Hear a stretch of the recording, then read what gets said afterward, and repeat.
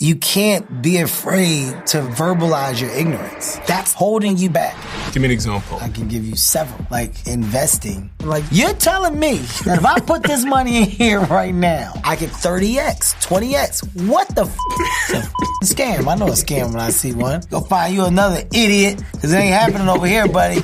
But when you go and you say, I don't know what that means. How does investing really work? I don't know where to get it. Now you're a part of the right conversations. You're a part of the right opportunities, but you get there by being the dummy in the room. And now look at what I'm able to do. Kevin Hart!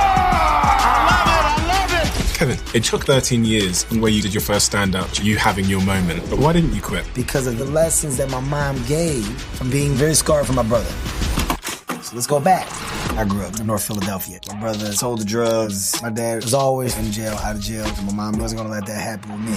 So we had an agreement. I had a certain amount of time to make comedy work. And in my mind, it wasn't gonna be hard because there was no other option. I will figure it out. So I was driving from Philadelphia to New York every day. I wasn't coming home until 4 a.m. I was doing 25 to 28 sets a weekend. I worked that for a very, very long time. And the struggle left you with days of, what am I doing? Can I pay my rent? This, man. But my mom's biggest lesson was you're not quitting. And not many people are going to do the 13 years of hard shit. Most people opt out at year 2 and want to go find a quick return. When you keep quitting to start something else that you think is the idea, it's just a cycle. You're never completing anything. You got to make a choice of the thing you're going to do and finish. I made the choice that stand-up comedy was what I was going to finish. Because if I focused and did it well, that would open up the doors for me to do everything else that I want to do. But they say that you can't have everything in life. Mm-hmm. So what is the cost? Have you struggled with your mental health? And what advice have you got for young men in terms of like what it takes to be a good man? That's a weird thing that's happening where the definition of a good man is so foggy. It seems that in this time today, more men are being forward, wanting to express and talk, but the fear of being judged after. Do you have that fear?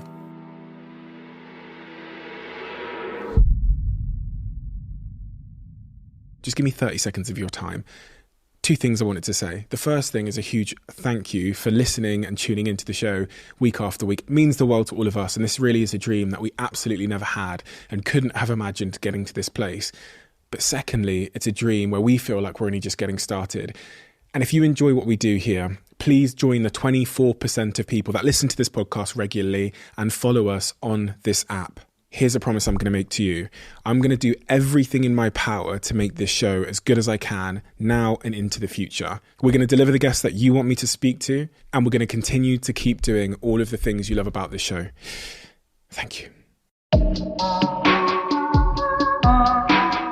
In so many ways, you're clearly an anomaly. For you to be the way that you are, there must be some kind of early context that people need to be aware of, a certain wiring or a cauldron that has sort of shaped you into who you are. What is that context that I need to understand? I'm a very driven individual, and I'm driven off of ideation. I like the fact that you can have thoughts, and if you're in love with the thoughts that you're having, you can be energized to bring those thoughts into a bigger reality. That's the real fuel to the brain for me. Do you think at the very core of you, that's what's motivating you?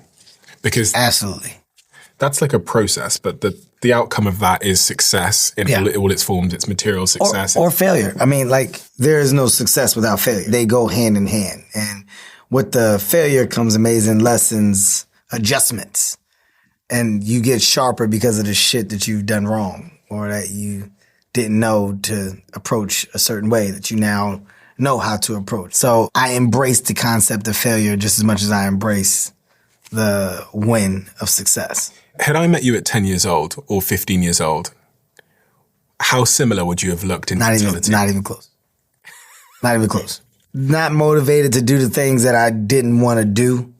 Not a good student. Kind of fucking off school, the opportunities that come with school, the extracurricular activities that I didn't want to do that I was doing that my mom made me do. Hanging out was the thing. Hanging out was the luxury. It was the fun. And it wasn't available. My mom was strict. So I didn't have the luxury of doing all those things, which is why I wanted them more. I found this photo of your mother. Yeah. Me and Nancy Hart. She was strict. Very strict with me. My older brother, he had he had a little more leniency. He freedom, he curfew late at night. But my brother did all of the other stuff. My brother sold the drugs, did the smaller tiers of crime and stupid shit as a teenager. To where my mom felt like she wasn't going to let that happen with me, so she was much more protective because of the mistakes she saw that she made with my brother. You see what I'm saying? So I got the short end of the stick. So I didn't have the curfew. I wasn't able to go hang out. I wasn't able to do all those things. So that's why I wanted that so much. So I rebelled in the spaces where you have to do this. And I was like, well, you don't let me do this, so I don't want to do this. So I kind of fucked off a lot of those opportunities. And your father? Henry Witherspoon. Spoonie G's. My guy. A fuck up in the eyes of most, but my dad, he didn't necessarily do the right things in life. Gang, crime, all of the shit, in jail, out of jail, drugs. That environment that we were raised in is not like, the best environment for anyone, but it's an amazing environment for those that live in it because it's all we know. And the normalcy is the low. My mom strived for the higher side of it. My mom was education, degree, trying to get another degree, trying to get a master's. My mom was like always wanting to get better, always wanting to educate herself more because she felt that it was the biggest strength that nobody could control but her. And they separated? Yeah, they were never married. Never married? Never married. And did they physically separate at a certain point? I think my dad only lived in the house with me in like my really younger years. Like maybe from like 5 to 7, maybe 8 if I can remember. Like I didn't grow up with like my dad home. So when my mom was like, fuck that, you're out of here, it was over. Like my dad, he was a weekend dad or every other weekend dad or, during the week stopped by. Then he was in and out of jail. Then he got on drugs. We didn't see him at all. How did you understand that as a kid? Like, how does a kid understand the dad coming and going, being in jail, drugs? You are a product of your environment. And in that environment, that's the norm. So when you say like, how did you understand that? Well, nobody had their dad. Yeah. Right? Like all my friends, our dads, like we see him when we see him and we love him because that's what we thought that it should be. It's not like I'm going over a volume of homes where I'm seeing the father sit with the family and the mom and they're doing dinner and they're having conversations and they're, it's this happy household. I only had a couple of examples like that. I remember when I went over one of my friend's houses from the swim team, and I remember he had his own room. It was like crazy. You get to close the door and shit? Like, this is your space? Yeah, this is my room. I had a hallway. We ain't had no goddamn room. We had a hallway. My bed was in the hallway. You could always see me. This is where I am. Me and my brother right here in the hall on these bunk beds. My friend had grass. He had a backyard. This is fucking crazy. Yeah, we don't have none of this where we live. So because that is the norm, it never affected me, right? Like I was never taken back by the obstacles of our household. My mom and dad just didn't get along and it didn't work. All right, it is what it is. Did you have male role models at the time? I don't think that I was in the space of no when it comes to role model. Like at this time, like I didn't have the mindset of what a role model is or should be. I just had good people around me who acted as like parenting aides to my mother to help her because of her schedule. But I never remember at that age looking at other families like, oh, this is what I want and this is what I'm striving to get or gain, you know? Like it was shoulder shrug, a lot of shoulder shrugs. It wasn't until I got older that I think the lessons, I know, the lessons that my mom was kind of laying down started to click in differently. I mean, one of those lessons that your mother was trying to lay down can be seen in the Bible, 1000%. With this. There's a... Best story ever. Best story that I'm able to tell. She put something in the Bible that's hanging out there, as you can see. Checks, man. I couldn't pay my rent. I cannot pay my rent. I needed help. And she was like, well, I'm not helping you until you start reading the Bible. And I was like, Mom, I'm reading the Bible. I was lying. Just lying. I'm reading it. Come on, Mom, this is real. Mom, they're going to kick me out. Are you reading your Bible? Yes. When you read your Bible, then talk to me. And she did this for like a while. And one day I was like, you know what, man? I was literally by myself. And I was like, what am I going to do? I was like, let me get this Bible. Let's read the Bible. And I opened up the Bible. And like my checks, rent, like multiple months of rent checks had fell out. And I was like, you know what? It's pretty amazing. Pretty amazing. And then I had to actually open the Bible and start reading the Bible. But that was her way of course, knowing that I'm lying, first of all, and B, giving me like one of the best lessons ever, you know.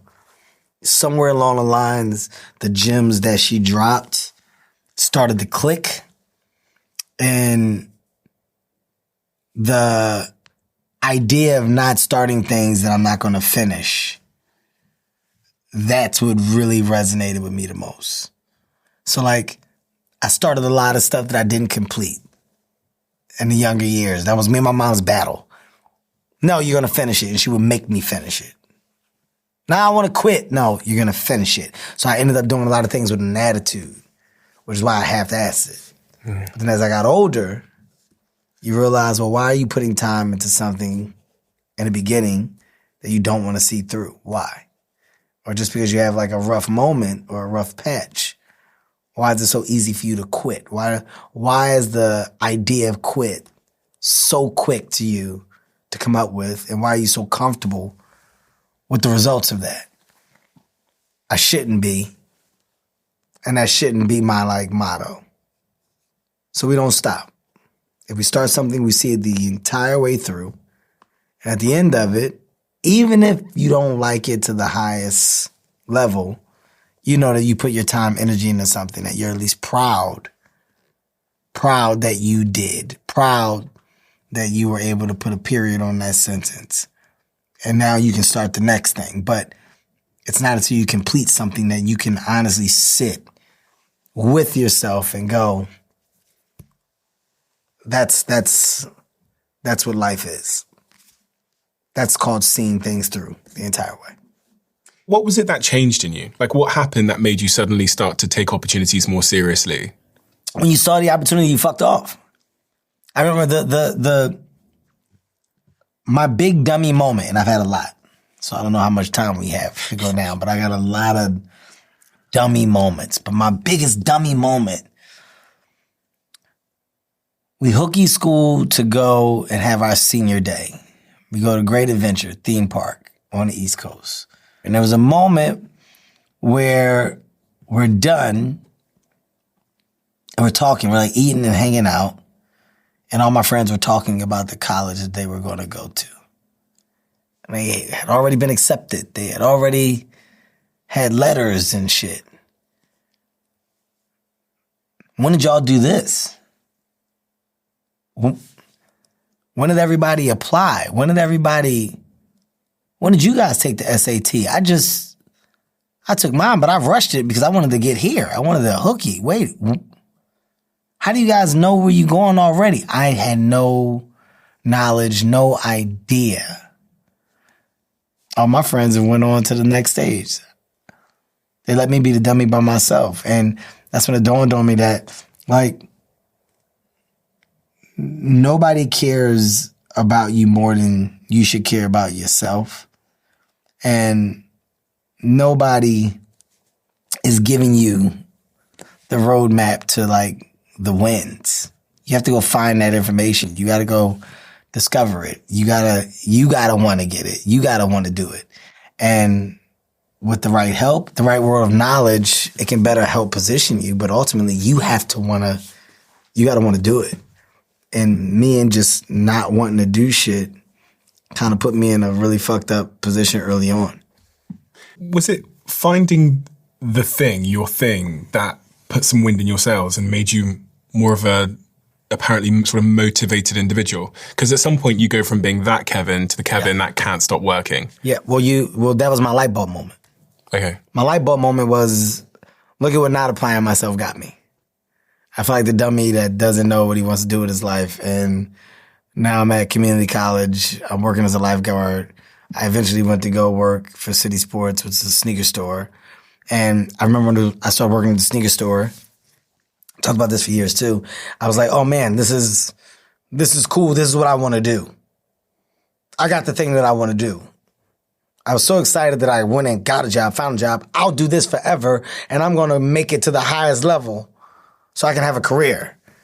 So I become the manager, and after being the manager, I work for corporate. And this is something that I can build. Like, I was already spiraling because I was like, I got to figure out what I'm doing with the rest of my life. What is my life? Now I'm panicking. And I was flourishing in the space of sneaker sales, right? Education and college degree I don't have, but in the space of personality and sale, I was able to maneuver. This is it. This is my calling. That's where the real beacon of light presented itself through ideas of my friends. You should do stand-up because you're funny.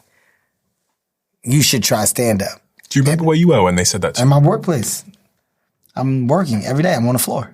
And a colleague of yours at work. Colleague, Alice, colleague of mine that I work with.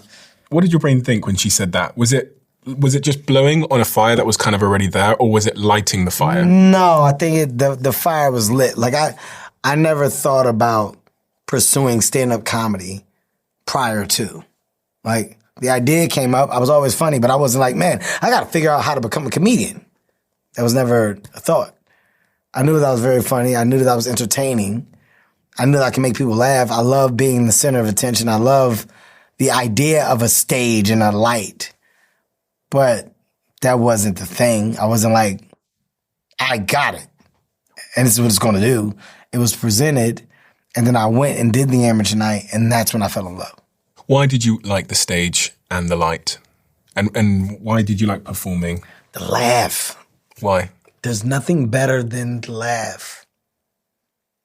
There's nothing better than being on stage, having the bright light, and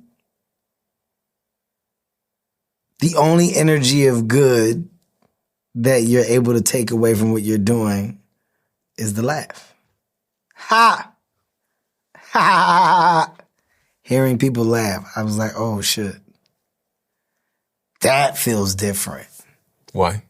This is energizing. This is like... How does it make you feel about you? I feel like I'm doing a service of good. If I can make people feel better, if I can brighten up your day, it's a service of good. That means I'm like a shepherd of some sort. I am responsible for making people feel better. Oh my God, that means in success, I can bring people to one destination. Everybody can share a moment and a laugh and all relate that it came from me. Oh my God, this can get global. This can get bigger. Well, this is starting to change now. Oh wow, wait, this has opened up doors for me to do this or that or this or that. It all started with the laugh. It all started with the stage. So you went to that comedy show. I was looking at some of those early clips of you performing. It's funny because I think this is the early 2000s. Okay. But I mean, you probably... Oh my God, Caroline's, this right here, my best set in the beginning of my career. Everything I said for tonight, is a joke, okay? It is nothing else. I don't want nobody taking none of this stuff too serious. I don't want nobody coming up to me after the show saying, who's the funny one now? Yeah. That tape. So that was when, you know, the thing I needed was a tape. Mm-hmm. And the reason why I needed the tape was so that I could send it to the other comedy clubs so that they can have an example of me, my talent, and then dictate or judge if I can get a live audition in person. And how old are you at that point? Oh my God, right there, I'm like 18, 19. That's crazy. 18, 19 years old. Because that clip is so funny. I watched it this morning and I was dying. If you could understand the feeling of getting off that stage, having a good set, and then them putting the tape in my hand, it was gold. I got it. I got a good tape. I got to go make copies of my tape, and I just got to send them to everybody. I just used to, because it was value. It was value. Started getting in comedy clubs, started getting auditions, started getting more. Oh my God, Kevin's up for an audition, movie audition, casting directors, they all got that tape. Everybody got that tape. From that period onwards, from 18 to, let's say, to your early 20s, you were, at this point, a very motivated individual. You're working hard. You're focused. Very. And what was when you speak to your mum and your dad at this point about comedy, do they think that's a serious career? My dad, not as much, because I didn't really talk to my dad through these years. That's when my dad was kind of dealing with his world of issues. My mom, we had an agreement. I had a certain amount of time to make comedy make sense and figure out a way to support myself. If I didn't do it, then I had to go with my mom's idea, which was education and getting a job while getting my education. My plan didn't involve college. I'm out. I'm done. No more community. This is what I want to do. I got it. I've never been more excited about my future. This is it for me. How you gonna make your money, Kevin? I'm gonna figure it out. How you gonna figure it out? I'm gonna figure it out, though. I'm just gonna go down to the comedy clubs, and I've been winning the amateur nights. I think the amateur nights can help me pay for my rent because I was winning the amateur nights. I won a bunch of them in a row. In my mind, it wasn't hard. It wasn't gonna be hard because there was no other option. All my eggs were in this basket, and I was very happy with that choice. I put every last egg in this thing. Nothing else matters but this. I promise you, I will figure it out. Can you draw me a picture? If your career was a graph, okay, so I'm going to say here is 18 years old and you're 46 now. So you're 46 now. This is the axis of this graph. And on this axis, we have, let's say, success. And on this axis, we have age. Can you draw me a line that shows how success it went? and age. Okay, so success for me, knowing what I want to do in life comes here. Yeah. All right. Now figuring out how to get to like money, revenue, just supporting yourself through telling a joke. Man, let's go here for a second. We flatlining. Okay. Like I'm making people laugh. I'm getting in some comedy clubs, but you only get paid with food. But then something weird happens where you start figuring out, oh, wait, here's kind of where the spots come in. I can make money on the weekends and I can get $20 to $25 a spot. So rather than doing one spot, I would do, let's just say in a weekend, I got to the point where I was doing 25 to 28 sets a weekend. Wow. Well, I started making $500 a week, $400 a week. How many years in is this that you started making 500? 18, let's say 22. Yeah. So I was driving from Philadelphia to New York every day. But because of that, now you got to get into a comedy festival. All right. So now let's start to go here because we did these spots for a while. But then I got on a comedy festival. Oh shit. I got on a comedy festival. That's when the industry saw me. Who's this new guy? Who's this guy with all this energy? Who's this fucking guy? This guy here, he's got something. All right, so I started meetings, general meetings, and now I get a holding deal. So let's go up a little bit. I think it was ABC. They gave me like 250 grand. So they're holding you in hopes that they get something. Nothing happened. So we're flatlining here. Now I'm just waiting for the phone to ring. That's how this works. What if I want to create my own thing? Create a show. Oh my God. Show gets picked up. I create something else. They decide to do it. Oh shit, there's a pattern. I can do that as much as I want. I can treat that just how I was treating the spots and stuff in New York. I'm out. I'm moving to LA. No plan, no nothing. Flatline.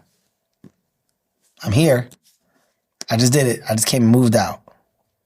Fuck, man, this is weird. I don't like this. Work. I'm not getting no work, man. This shit is real stagnant.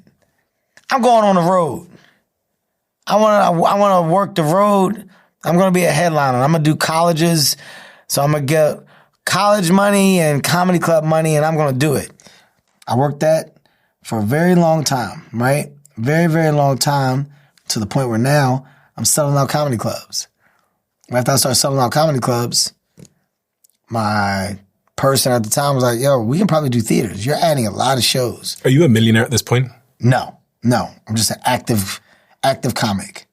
The next stage of success, right, was let's go from comedy clubs to theaters.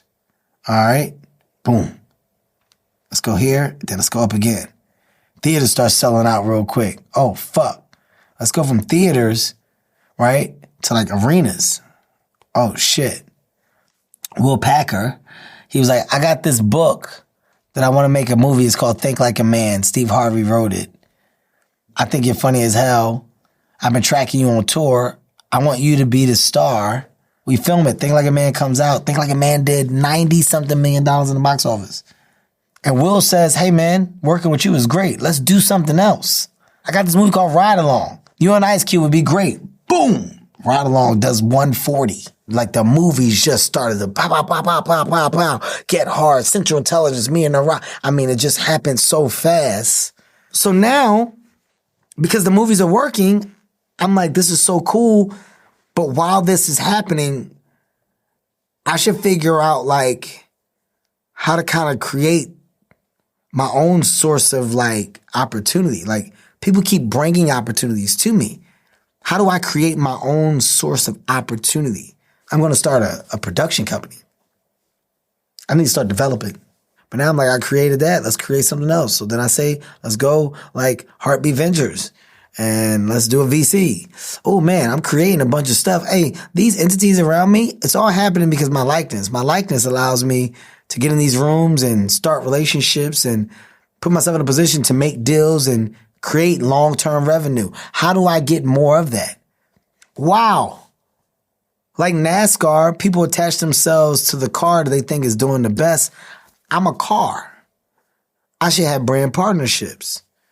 Chase, DraftKings, Fabletics. I should have my own brands and businesses that I'm building where more opportunity for long-term revenue can present itself.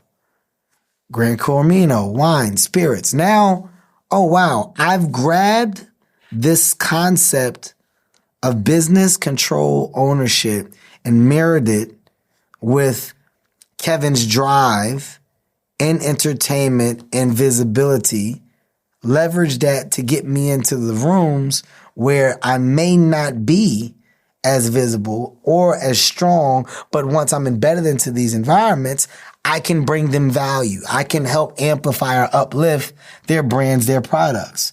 So my case study of Fabletics, of DraftKings before I got there versus after I got there, Chase, financial literacy, like C4, like these are things where I'm now, well, I'm not just a partner, I'm an owner, I'm an endorser, I'm an ambassador. Oh, wow, this is where the real money is made. The ecosystem of life. How do you put yourself in a position to be a part of everyday movement in life? You're looking at things at a much granular scale. And now I go way back here to when I was like not really focusing, not thinking about life, not thinking about how things connect, I'm now able to tap into the lessons that my mom gave. And I'm like, all good things that happen when they're supposed to, but now I'm poised and polished enough with a mindset that understands, well, I don't want to start something that I'm not going to finish. So if I'm going to put myself in position to do these things, how do I make sure that my partners know I'm willing to give my all? How do I show that I'm not going to quit? Which back here, my mom's biggest lesson was you're not quitting. If you start it, you're going to finish it. So how do I make my partners that I'm now saying you should work with me? How do I make Netflix secure in knowing that when you get me, you get 100% of me, and that I'm never going to quit. I'm going to finish it all. How do I make my other studio affiliates understand and working with Hartbeat, it is in my best interest to bring you great product, great material, so that you understand what we do so that we can continue to drive a business that has the best interest for both of us? How do I sell you on that? So now my business of sell mirrors and matches my business of grow. Nothing that I'm doing doesn't go hand in hand. And I should be able to embed the products or the partnerships that I'm now operationally attached to into the ecosystem of entertainment. So if I have a C4 can and I'm doing an activation and health and wellness, well, C4 is my partner. I should integrate you in this opportunity. Hey, my movie, we have an opportunity to basically wear product. I should be in Fabletics in this scene because this makes my partner feel valued and positioned. Oh, wow, this is what I do. I elevate. I basically navigate my space of ownership in a way like only I can to elevate my partners so that my partners go and say, you're different, this is different, and this is what we need more of. That's my graph. I've got some questions about the graph. So I guess the parts that I'm curious about are this initial period when you're 18 where nothing's really happening. Nothing. Because so many of my listeners, probably most of them, are in some pursuit or sort of professional endeavor in their life in this kind of stagnant moment where maybe they enjoy it, but it ain't paying the bills. Yeah. No one believes in them. Yeah. Maybe some of their friends are rolling their eyes when they tell them what they're doing. Yeah. When you look back on this season of life, what is that season and how'd you get through it? Nobody believed that I was funny when I said I was going to be a comedian. They were like, you funny, but not comedian funny. My friends were, yeah, but what do you mean you're going to get on stage? What do you mean? I'm going to get on stage. I'm going to be a comedian. Yeah, but how? Eddie Murphy. I'm going to be a comedian. Yeah, but you're never going to be Eddie Murphy. Yeah, I know, but I'm saying I'm going to do it. I'm going to be a star. No. I don't know, man. I don't know about the whole star thing. I think you're tripping. I don't think that's it. Nobody has the confidence in the decisions that you're making for yourself like you do. So if you're waiting for that to connect in the beginning stages, it may or may not. If it doesn't, it shouldn't prevent you from following through on whatever the line of go is for you. The money is never coming fast. We're in a time today where this generation has found ways to make money in an entrepreneurial manner that we've never seen before. The social media machine and how this generation navigates that machine to find revenue and to own is unbelievable. That didn't exist. We didn't have that. In my time, we didn't have that. We just had the struggle. And the struggle left you with days of literally sitting in the living room going, what the fuck, man? So why didn't you quit? Because no money, everyone's doubting it. What were you believing in? I was believing in the idea that I finally found the thing that I want to do. So it was passion that was really you were anchored to. I found the thing that I want to do. And I'm not going to quit it because I love it this much.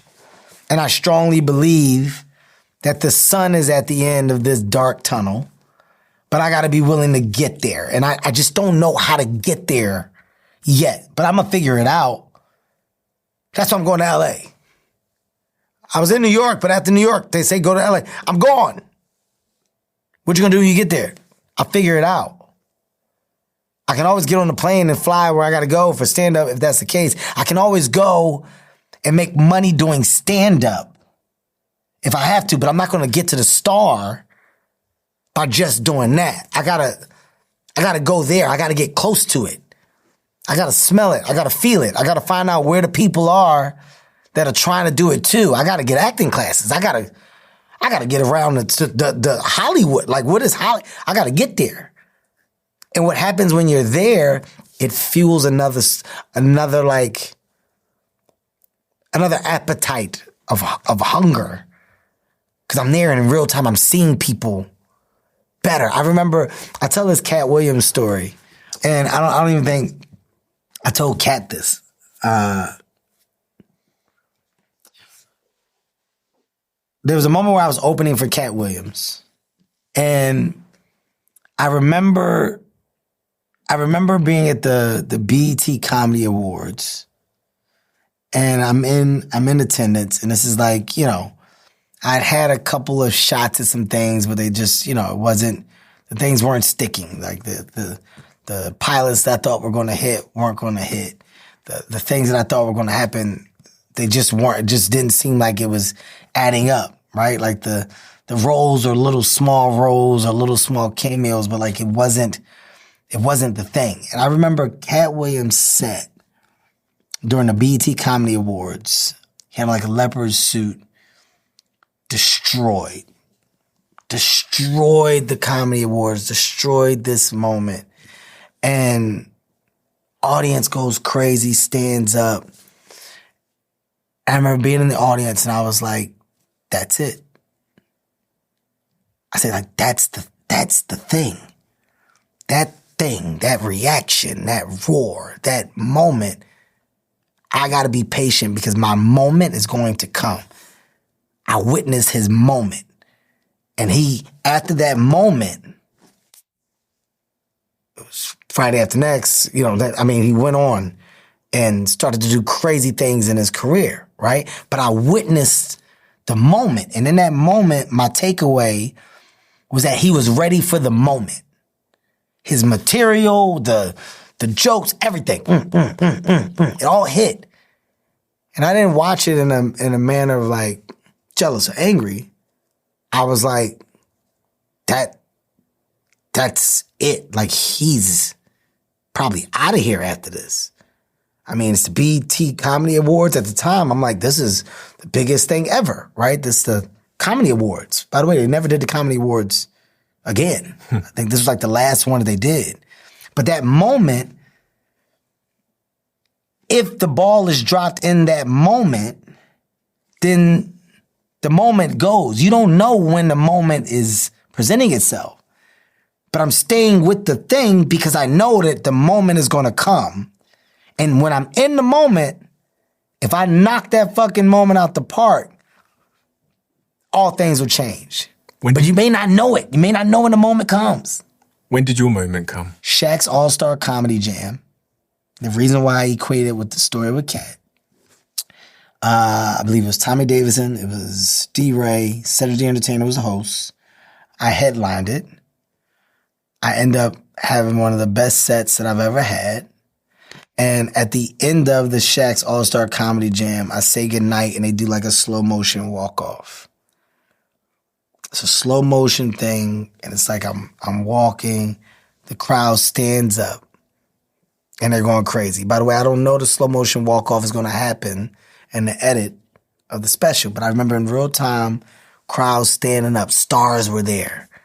Everybody was there, right? And in that moment, show you how fucking crazy the world is.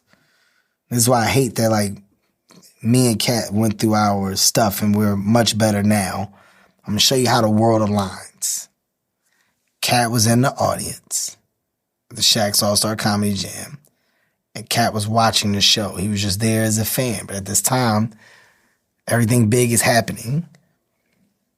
And I had a moment. And that was the moment that then took me and shot me out the cannon. And if I wasn't prepared for the moment, then I wouldn't have known all the things to come. Okay, but that then set up, I was releasing my special Seriously Funny. I was taping in 2 weeks. So Shaq's All-Star Comedy Jam goes, they rush to put it out, it crushes. I then tape my comedy special. Seriously Funny was my next special. Seriously Funny destroys, but it only destroyed because of Shaq's All-Star Comedy Jam and the audience that watched that. And I was like, oh my God, this guy showed up in droves for Seriously Funny. And then Seriously Funny was like, oh shit, this big ass special. And then the arenas and everything, boom, boom, boom, boom, boom. So about 12, 13 years from the moment you did your first sort of stand-up event, you having your moment. And I find that fascinating because those 13 years, most people aren't willing to do something for 13 years without their moment showing up. Like when you hear like, I don't know, shit on Instagram or quotes or you watch motivational videos and stuff, if they told you that it would take 13 years for you to have your moment, almost nobody would take part. Nobody. No. But those 13 years of your training. I mean, so Scooter Braun told me one time, he was like, what makes him different is the work that he's willing to do in something. And he was like, you know, if they were giving out like $1 million for somebody that can hit a fastball pitch, you know, from the best pitcher in baseball, right? And this thing would basically require everybody's going to go and try to hit this because everybody wants the $1 million. So the first day of the announcement, the line to hit this pitch is going to be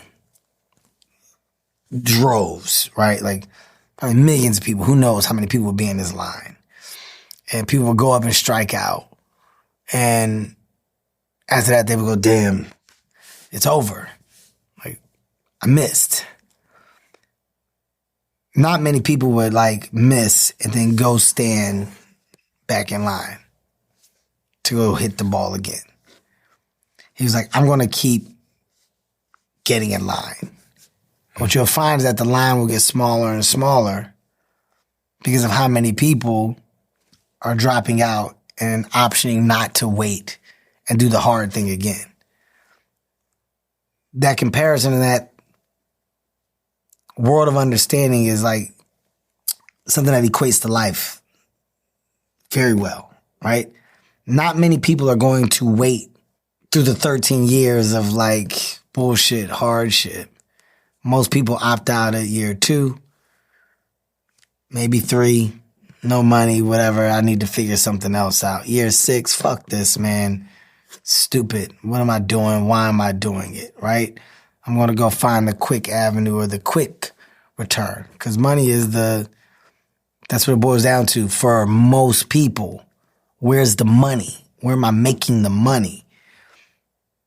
When the money comes, it comes.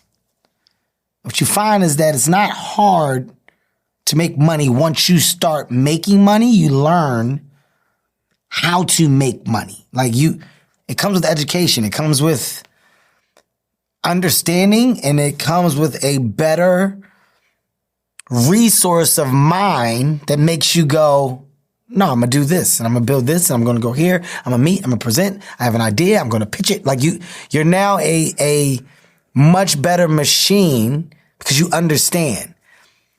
Money is no longer the thing that you think it was when you get to it. But getting to it, to get that understanding, you lose the pack. You lose the pack because the pack is like, I want it here. And because it didn't show up here, I got to go figure out a new thing to do that's going to give it to me here. And they got to recycle, like... They lose focus. Yes, you're never completing anything. You never finish nothing. So the thing that you think you're focusing on, you keep quitting to start something else that you think is the idea, and it's just a cycle. It's a cycle. Don't you notice that people come up to... I notice this a lot with young entrepreneurs, especially those that aren't having success. They start one thing. When they come and tell you what they do, they tell you 17 things. 17. None of them have ever worked, but they say 17 things. Mm-hmm.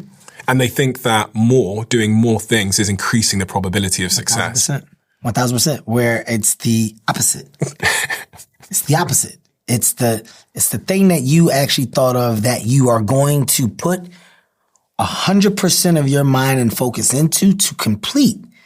And then after that, you're able to pick it apart and take the good, the bad, the whatever, and either restart that thing again to improve it or make a decision to do something else, but you finished. I made the choice that stand-up comedy was what I was going to finish. I made a choice that becoming a good comic and a good headliner, if I focused and did it well, that would open up the doors for me to do everything else that I want to do. If I don't have that, how do I expect to get in? I was speaking to Evan at Snapchat and he was talking about T-shaped people. So you have like a broad understanding of a lot of things, but then you're like really deep on one particular thing. And that one particular thing is almost, I guess you could see it as the like screw that gets you into the industries.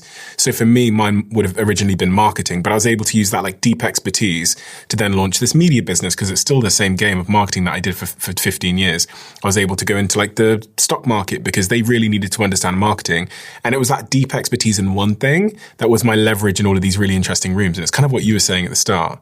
Like you had this deep expertise, this deep IP experience value that allowed you to like break in as an investor and then to production and all these other areas. I mean, the value for me, it was self.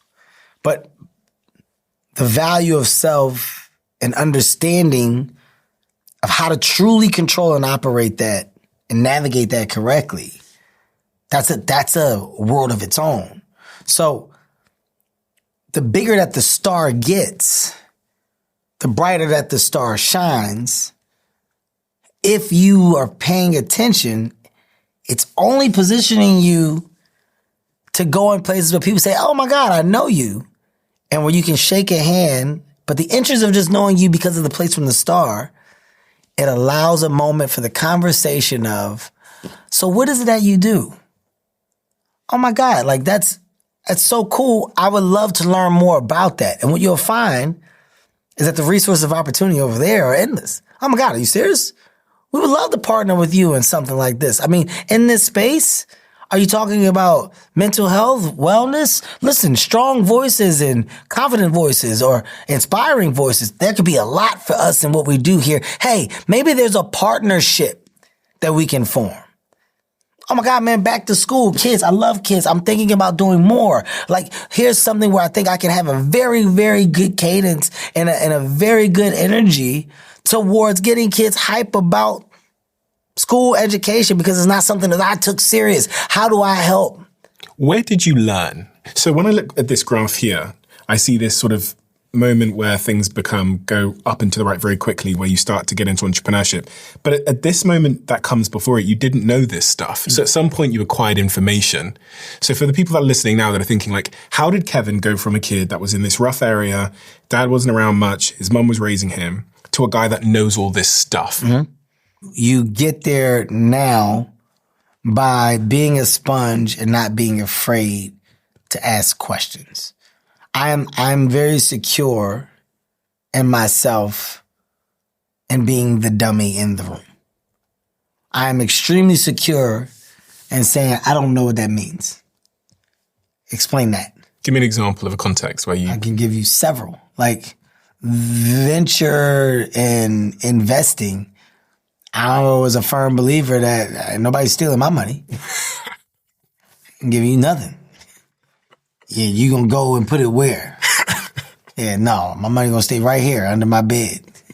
I'm not doing that. So you want me to give you money and you telling me you gonna take that money and then that money is gonna turn into what?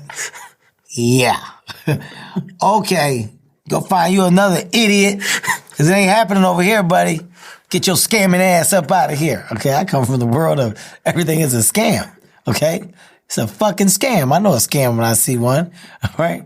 But when you go and you say, well, how does the stock market really work? Or how does investing really work? Or what do you mean you making money while you sleeping? What does that mean? What do you mean by that? How does this brand partnership shit really work? Like you can't be afraid to like verbalize your ignorance. And the bigger problem which I'm sure a lot of your viewers have, is like insecurely, like just being quiet about the shit that they don't know.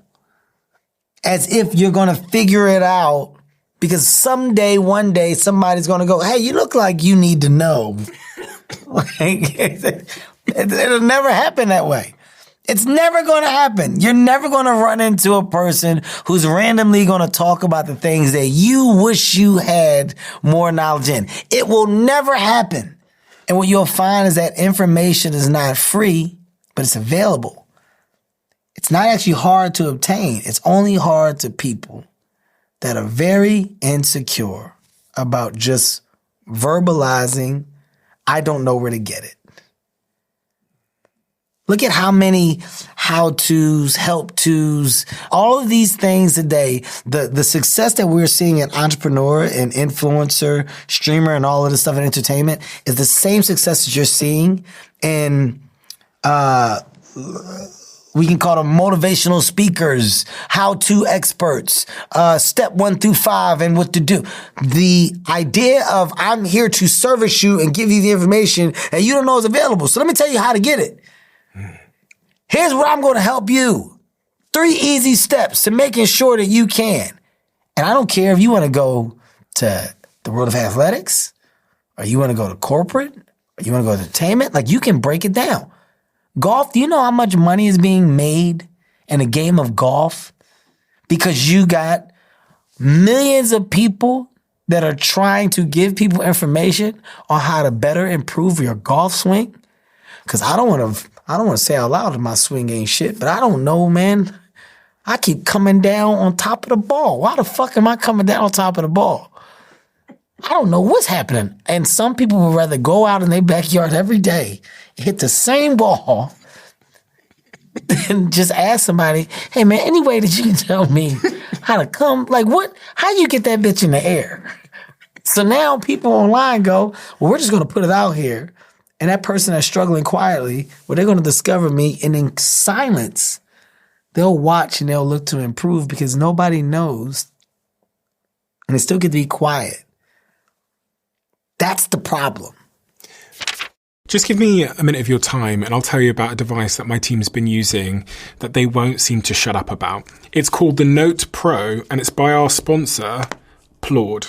This tiny card clips onto the back of your phone and captures everything. But why it's so clever is that it picks up multiple voices at the same time. And when someone says something important, you just push this tiny little button here, and that moment gets highlighted in your notes and captured. It records the conversations that it hears, takes those conversations, creates a transcript, and it uses AI to synthesize all of that information into whatever template suits you. You get a summary, action points, highlights, and even a mind map sent straight to the Plord app. So I highly recommend you check out Plord's products using the link in the description below.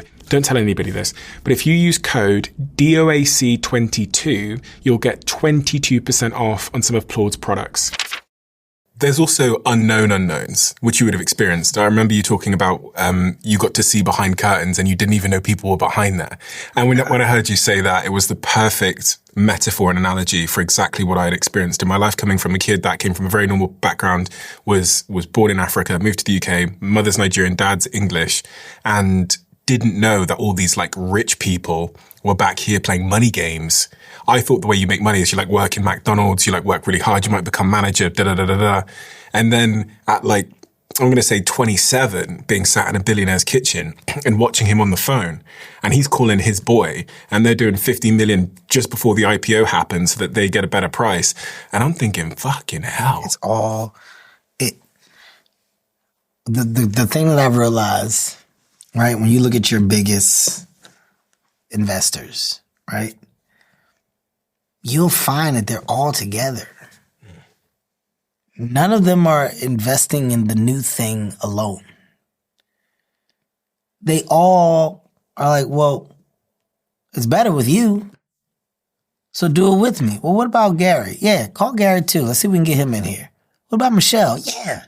Hey, Michelle, what about Melissa? All right, you'll find that this group of 10 people all who could easily do something on their own do not believe in the struggles of self when you can combine this machine of great minds to provide another great opportunity. And in success, well, this thing works, the company gets bigger. Well, let's use our resources to go out and make sure that we align the personnel they already have with more amazing individuals, create more jobs, more opportunities for new minds to become successful. And then in those minds building and that personnel like elevating, well, now this person that was at the bottom here, we then go and ask this person to run this thing.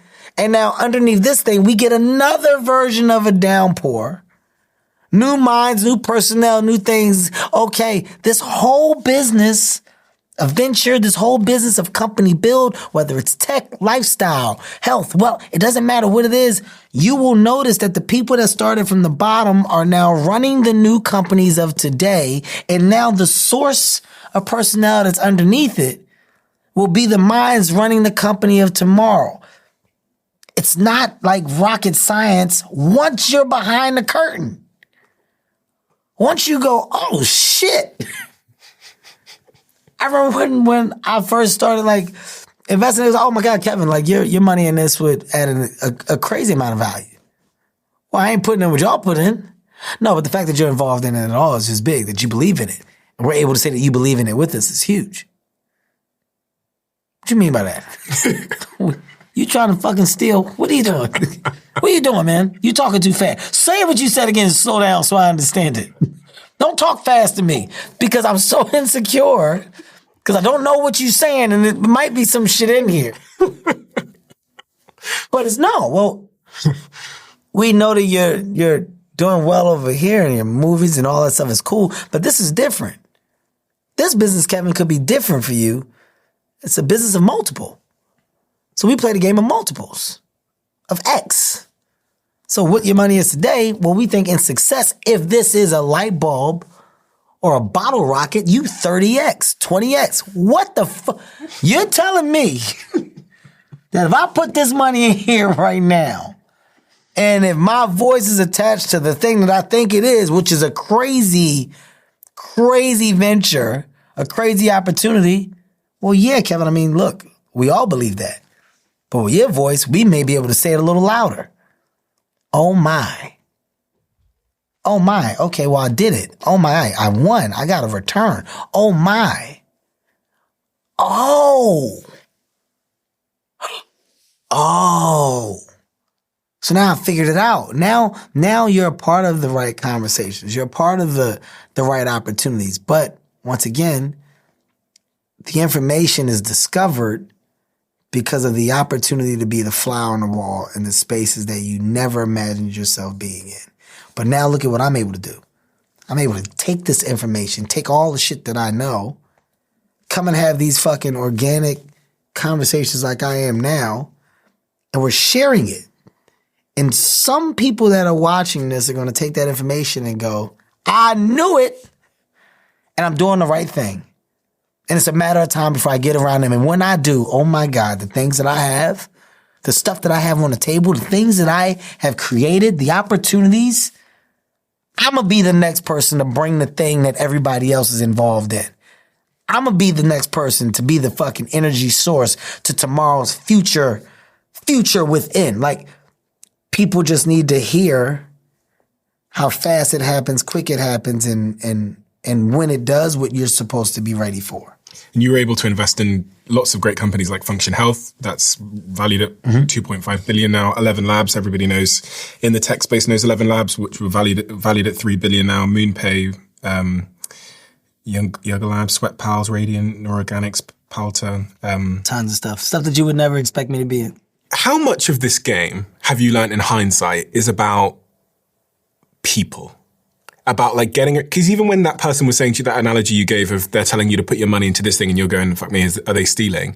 You're going to have to lean on someone you trust, like someone in your circle that you know. And I'm wondering, because people don't talk about it enough, how important it is to like collect the right people? And can you think of moments where you like met a person and that was like game changing in you understanding a whole new world and what was behind the curtain? All of my people could see this. I'm just going to be extremely transparent. Like before you get to the right people, you run through wrong people. And with wrong people, you can go like, they're wrong, they don't work. I got to get somebody else. Or you can grow with people. I'm a believer of the grow, right? Like, I think it's dope when we can all say we started a certain way, but we're ending up in a completely different space. Along that journey of grow, some people won't make it. You can be patient and you can want the best for some, but they might not want the same for themselves. So because of that, the fall off presents itself to be a little more consistent than what it should be, right? Mm-hmm. But in business, what you'll find is that the emotions can be your worst asset. Having emotions in business attached to business can be everything but beneficial to the business. So the more that I was able to detach my emotions from the world of want and understand that the things that I'm doing are to better position the business and the people that have worked so hard to help this business get to where it is today, I have a service to them as well.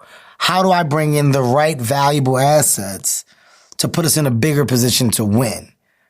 Sometimes you got to let go of things that you thought would be the thing, but you can climax. You can get to a place where it's a ceiling. And you're like, we're not getting past the ceiling unless we go get the right people, unless we go get the correct personnel. So I'm a firm believer in talent. I'm a firm believer in rewarding those that do a job and that can do a job at a high level. But the only way that you realize that is to get out of the way. I had to learn to stop trying to control everything, stop trying to do everything, stop trying to be the one with my hands in everything, and put people in a position to do the thing that they've been hired to do and do it well.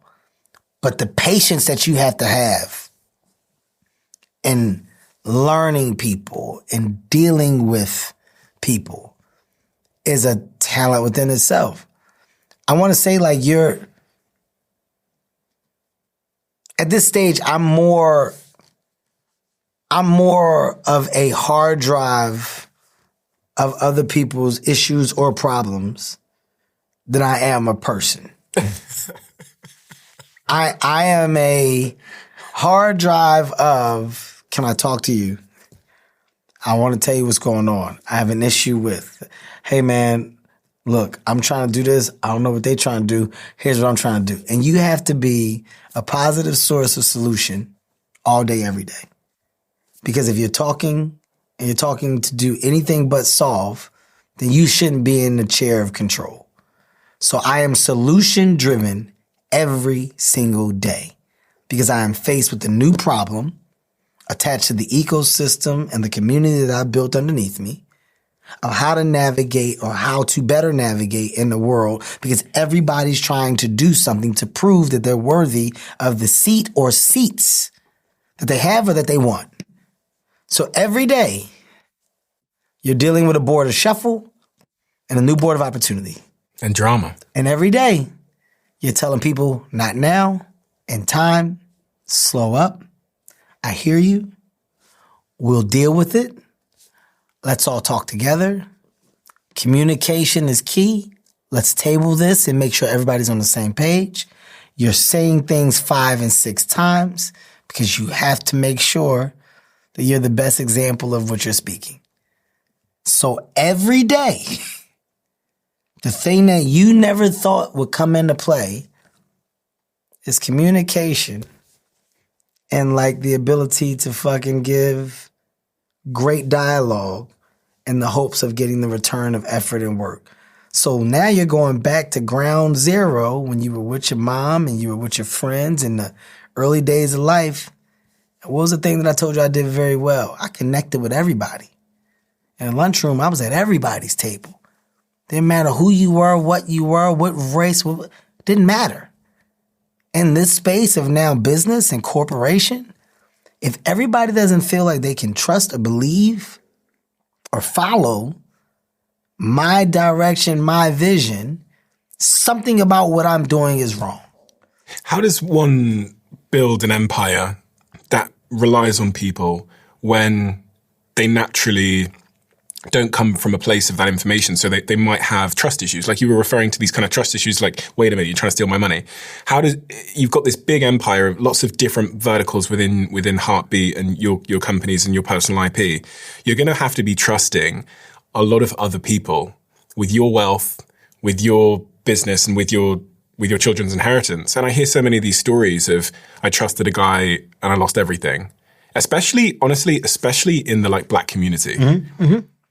It's a major fact. But we're also a community that gets taken advantage of because of the lack of knowledge, right? We get fucked over more than we don't because, all right, well, it says here that you're a lawyer and that you have my best interests. All right, it says that you're my manager and you have my best interests. All right, well, you read the paperwork? All right, you read the contract and it's good? And I'm just signing, right? My ignorance doesn't mean that I'm lazy. My ignorance means that I believe you.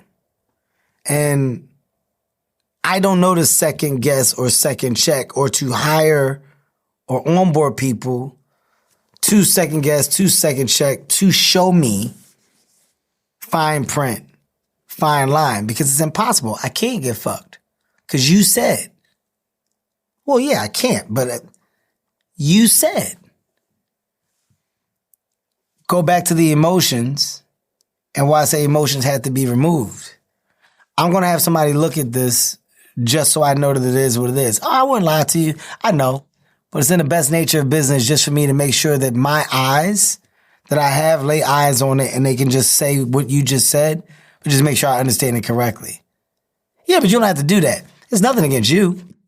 It's just a practice that I have within the way that I now approach business. And anything that you do, it's never personal. I don't take offense to anything that you want to check or background check on me. You should. It's business. I think that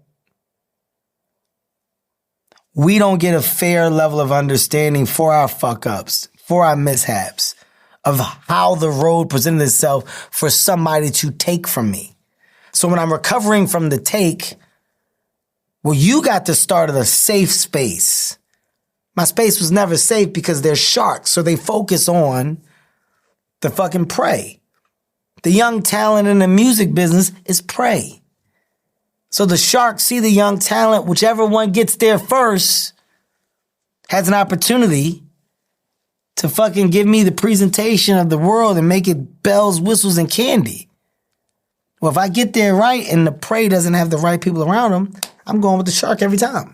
I guess there is an element of responsibility here which people don't like to acknowledge, that you got to take responsibility. I signed bad contracts in my career and I look back at 20 years, I go, fucking, I lost a lot there, but that was on me. And if I don't take responsibility, then it's going to happen again. But there's also, you'll know a lot of people that become victims. I don't think it's the worst thing, right? Like when it happens early on, like I got a lot of friends that are in the music business, a lot of artists that are now independent artists that control and own their labels and are doing much better at this position than they were when they were signed underneath the big thing and they were getting taken. But after finding out how it was and why it was, they said, I'm going to go create my own. Like, when you look at the biggest labels that are independent and you look at the artists that fall underneath these independent labels, well, you'll look at a blueprint of people following the person that was like in front of them and what they said.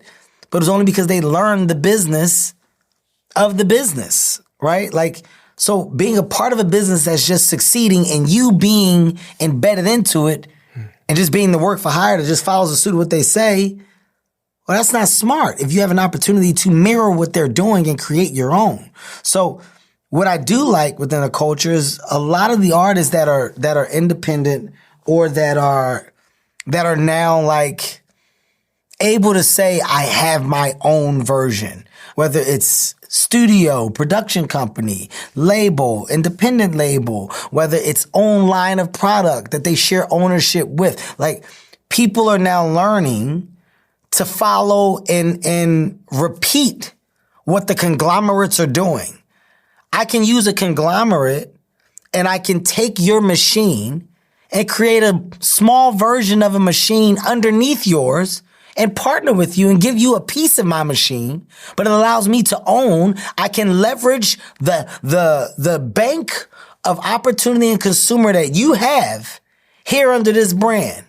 What's the cost though? Because, you know, you're incredibly successful. You've got all this empire of companies and businesses and ventures you've started. They say that you can't have everything in life, especially not at the same time. So what is the cost of this pursuit? Because time. Is your ambition like insatiable? Yes. It just won't, you couldn't switch it off if you wanted to.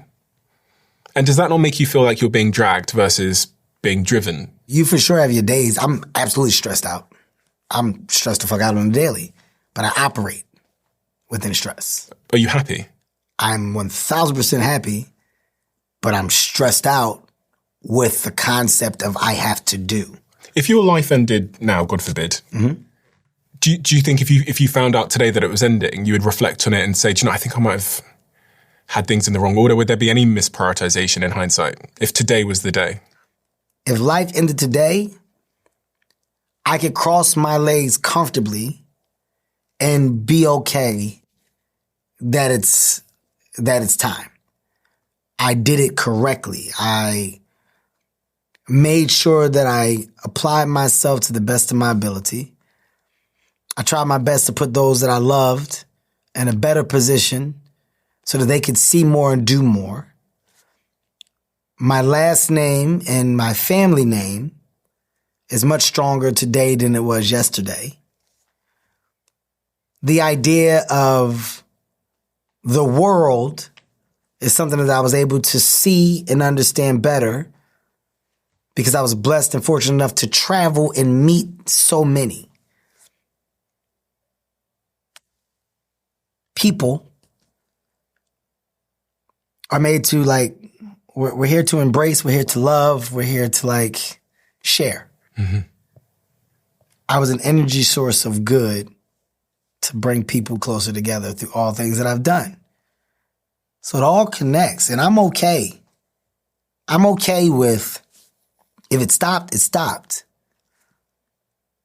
What I'm not okay with is while I have the bandwidth of good health, fucking great mind, strong fucking like mind concept, and I can go, I can do it, I can get there. I'm not okay with wasting that time. I'm not okay with wasting my time of good and I can do, and I'm strong enough to connect at a very high level. My star is bright, which allows me to go and get into these spaces. If I wait for this to dim out and I try to get into these spaces, what if I can't? Is there always a fear because of where you came from that the Absolutely. stuff might dim? Absolutely. Like you can't be unrealistic. Nothing is going to last forever. Nothing. I don't give a fuck who you are. It's not true. You can recreate and you can figure out ways to find success again and again. But the one thing that you were winning in, you're not going to win in it forever. Right? Like, I love talking about my guy, man, Hove and Michael Rubin, like two great friends, but two good examples of recreation, amplification, and step repeat, right? Successful rapper, albums. Some albums Hove will never make again. Some will, you don't look at them all like they are all the best. Some you think are better than others, but the fight to be the thing that you were when it was at your highest is a driving factor to get you. But then as a talent, you let go of that because you become comfortable with knowing that I'm never going to create that again. That was my lightning in the bottle moment.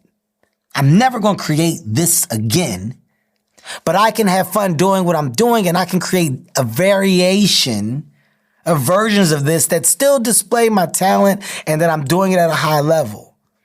Man, you know what? This right here, it could cap out, but boy, oh boy, did I find fucking momentum in now the movies. Or in Hov's case, is the example I was using, he then found momentum in, well, this thing. The Rockefeller thing, him, Dame, created this thing, and then the artist underneath the thing, and the progression of the artist underneath that brand that started to go bow, bow. Kanye, bow. State Property, Beanie Siegel, bow, bow, bow. Rihanna, all these people, bow. Now this thing was so dope that we were able to create other people. That's more energy. So now I don't need the rap. I'm looking at the product of a valuable asset that we created that's premium enough to display that the talent that comes from underneath us is strong fucking talent, and we do amazing things. Now my business, because of this business, well, this business becomes great too. Ace of Spades and Deuce and all. Oh shit, the value, the exit, the return. He keeps finding more energy in these other things. Mm-hmm. Oh shit, 40/40 Club, more assets, more brand, likeness, partnership, ownership. But the backdrop to it all is the artist. Just give me 15 seconds to explain how you can build a viable business online. The people I see winning in life don't have a perfect plan. They just take the first step and then the next, and then they keep going. They stay obsessed and they stay consistent. And Stan Store, a platform I co-own and one of our sponsors, is the best first step to help turn your knowledge into income. It only takes a couple of minutes to launch your business and start selling digital products, coaching, memberships, or communities online without any tech headaches or endless setup. Thousands of entrepreneurs, creators, and risk takers use Stan to take control of their future. Because Stan is for entrepreneurs, for those willing to put in the work and bet on themselves. If you're ready to start building, join us. Launch your business today with a free 14-day trial at stephenbartlett.stan.store. Have you ever heard about this before? This thing I'm holding in my hands now. This is called Ketone IQ. Their website is ketone.com. You've heard me on this podcast talking about the fact that I stay much of the year in a ketogenic state, which is a highly restricted diet. And the reason I do that is plentyfold. One of them is I spend hours and hours talking to people for a living. So I want to make sure my brain is firing in an optimal way.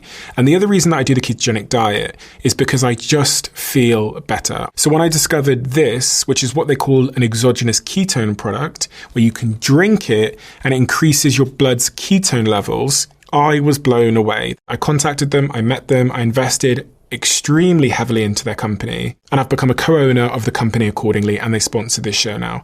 So if you want to try this out for yourself, I recommend you try it.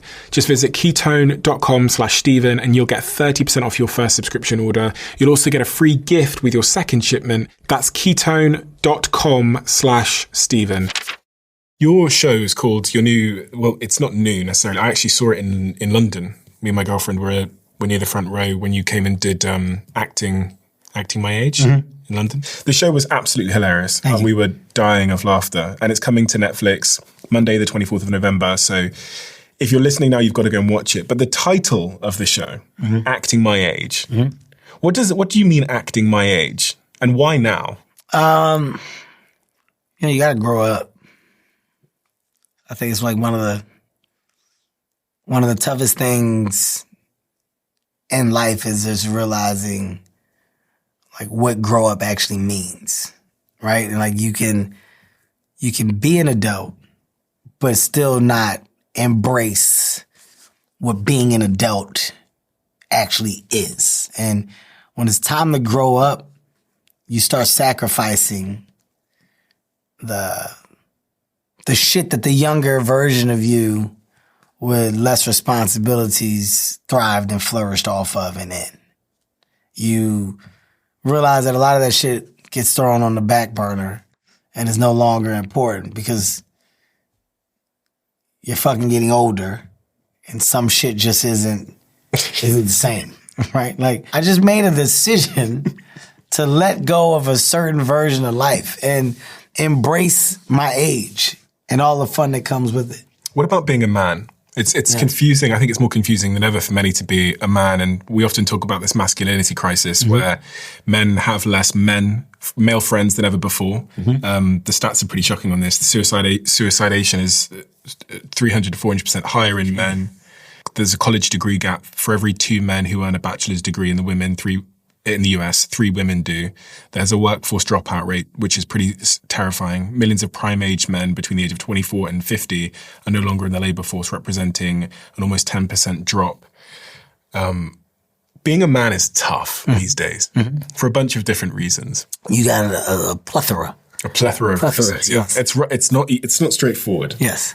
Polluted waters is what I call it. Extremely polluted waters.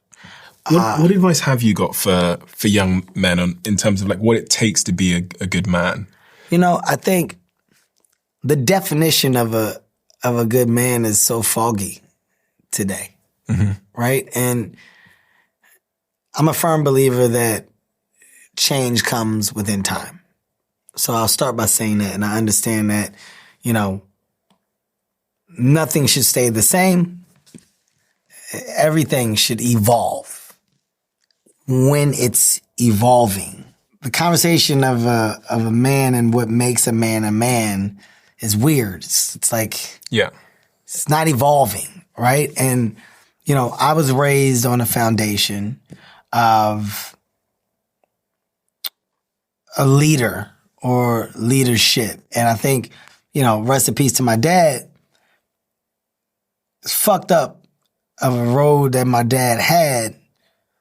My dad's like later years were driven from accountability. I'm aware of what I didn't do. I'm aware of the mistakes that I made. And I'm aware of what I should have did much better. I can't change those things, but I would love to try to be the best grandfather or grandparent that I can be.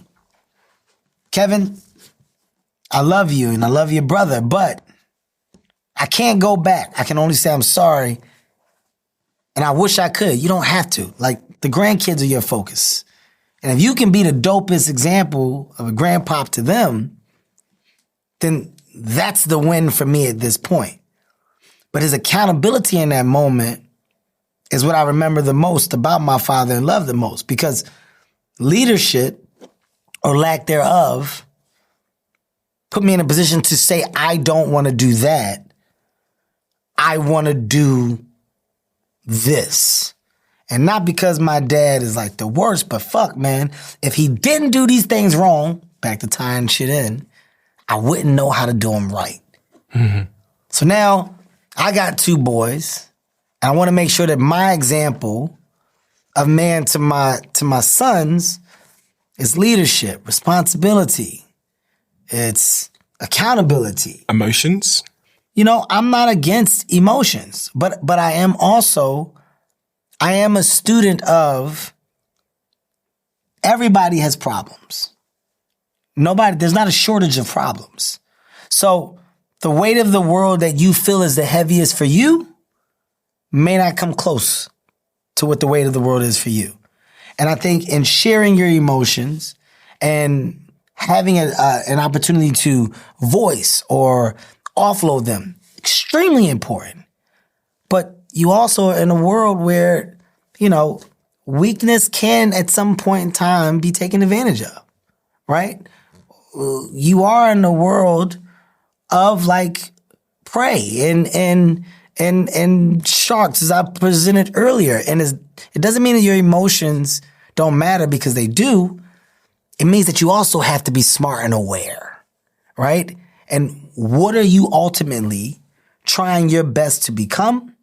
And what are you ultimately trying to be the best example for yourself first, and then others for? I don't mind being weak, but I talk to my kids.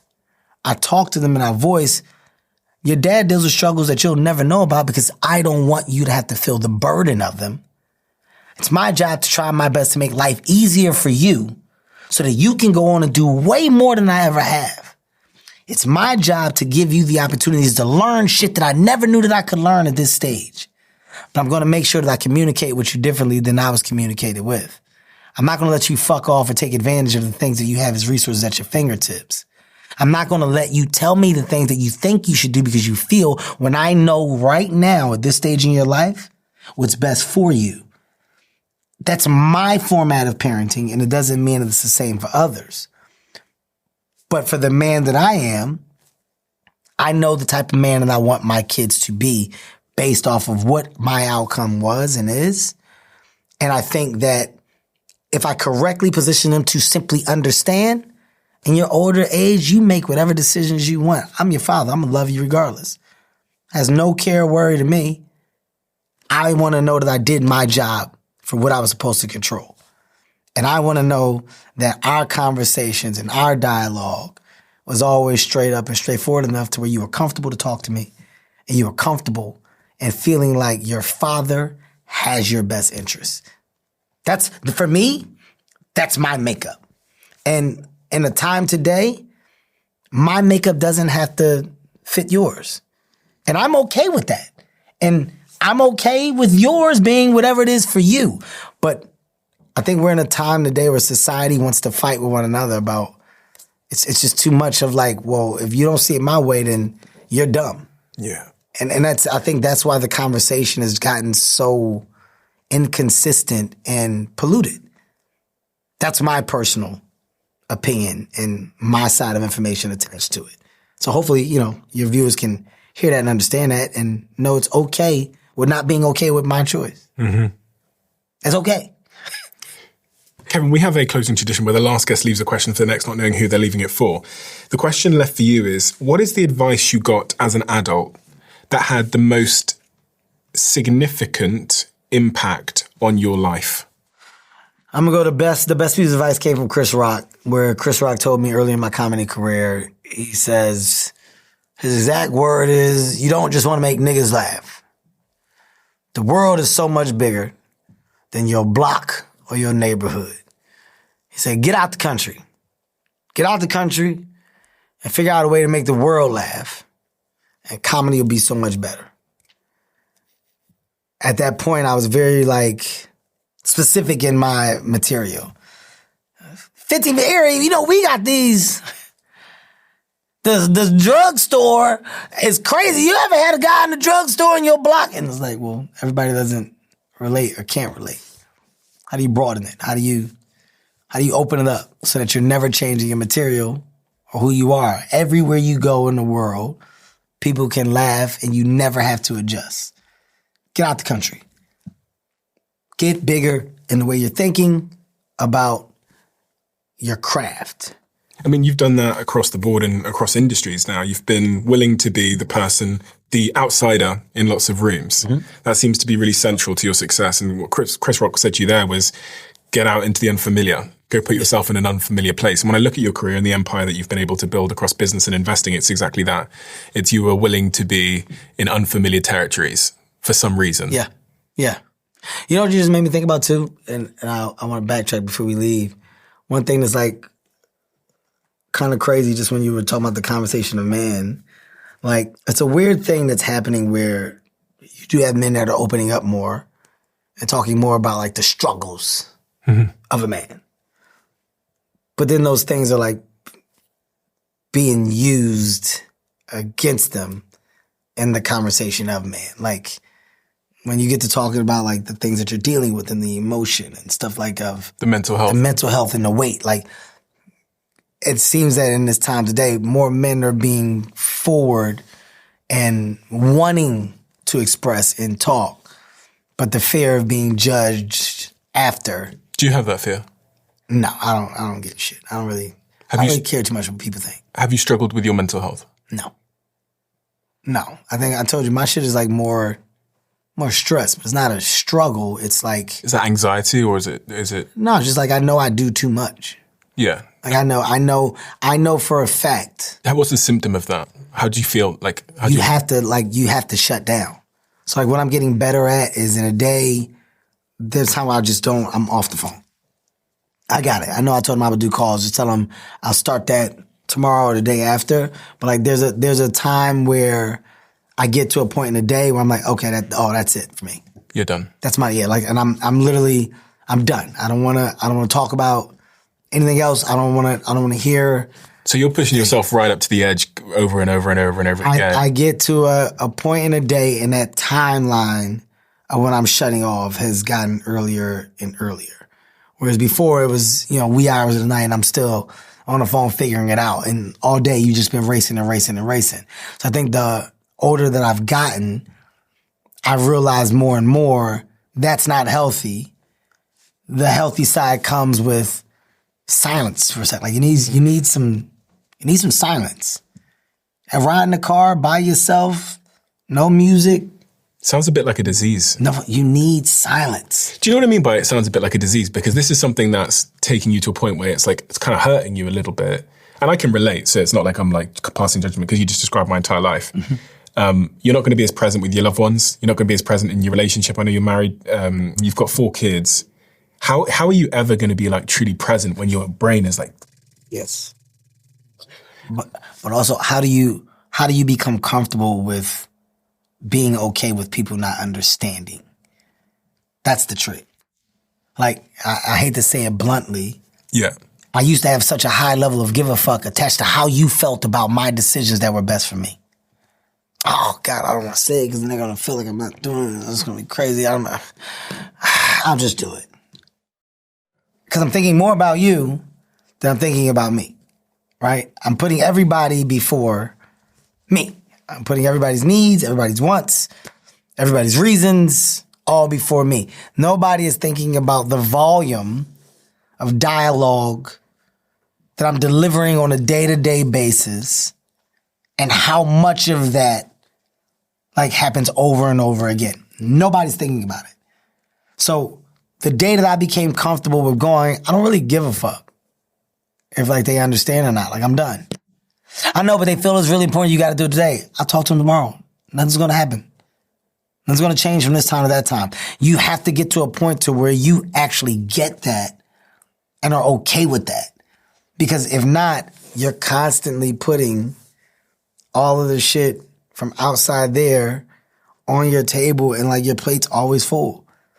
You're never finishing your fucking plate because you're just constantly, people just keep coming and dumping more shit on it. So imagine that. Imagine if people just keep telling you keep eating. You just keep getting full. Like eventually you can't fucking breathe and you bust. It's no different from your mind. And more today than ever, you're seeing more people pop from mental overload, man.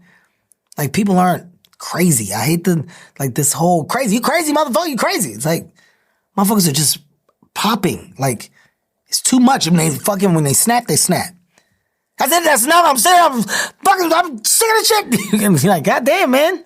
You crazy? No, you're not. Motherfuckers just popped. But you got the money to go chill in Bali. I'm going, But you don't. I have the money to not go chill in Bali. I have the money to say, I'm not talking anymore today. That's the difference. It's not about the vacation. It's not about the trip. I'm not talking anymore today. So the people and the resources that I put around me to help me do your job. What happens next for you? We sit here in 10 years' time, it all went well. What happened? I think in 10 years' time, if I'm able to sit on a stool at a comedy club with 30 people and do material and enjoy my craft, and it's little small hole-in-the-wall comedy clubs wherever I'm living at the time. I do it maybe twice a week, and I golf, and I spend time with my kids and hopefully their kids, and I'm a grandpop, and we're able to like look through photo albums of Remember When, and mailbox money is attached to things that I've built that are operating and functioning on its own. That's my version of success. Kevin, thank you. Thank you, man. Thank you so much for all the, you talked about how you've made people's lives happier and made people more connected, etc. And that's exactly the impact you've had on me. I remember the first time I watched one of your comedy specials and watched you on stage was when I was going through a very tough part of my life. I was lonely. I was in this room in Manchester. I'm probably 18 years old at the time. And I'm trying to figure out my career and my future. And things are hard. And I think like pirating your comedy specials was that little moment of escapism. It was that little moment of joy in my day. And so you're that for so many, many millions of people that you'll never get to meet. You brought so much joy to families. You brought families together. You brought me and my girlfriend out to come and see you in the Royal Albert Hall. And also I've seen you in New York City when you did, I think it was Madison Square Garden here as well, on that square stage. You're a source of joy and connectivity. And if the world ever needed that energy right now, it needs it now more than ever.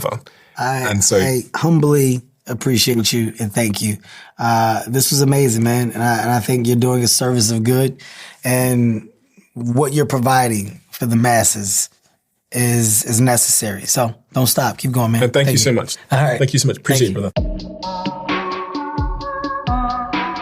Make sure you keep what I'm about to say to yourself. I'm inviting 10,000 of you to come even deeper into the Diary of a CEO. Welcome to my inner circle. This is a brand new private community that I'm launching to the world. We have so many incredible things that happen that you are never shown. We have the briefs that are on my iPad when I'm recording the conversation. We have clips we've never released. We have behind the scenes conversations with the guests, and also the episodes that we've never, ever released, and so much more.